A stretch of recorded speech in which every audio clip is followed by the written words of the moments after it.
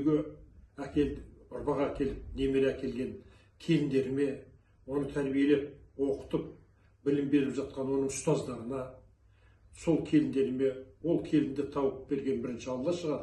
Екінші, ұлдарым соны тауып танысып әкелген. Мен құда болғам жоқ. Өздерін тапқан екінші жартылары. Мен сол ұлдарыма да рахметімді айттым. Өйткені ол ұлым болмаса, келінім болмаса, олардың отбасы болар ма еді? Ұрпақ келер ме еді өмірге? Сол себептен әкенің балаға, баланың әкеге рахмет айтқаны орынды ма деп ойлаймын. Неғұрлым береке бірлік болса, соғұрлым еліміз де мықты болады, отбасы да мықты болады, амандықта болайық.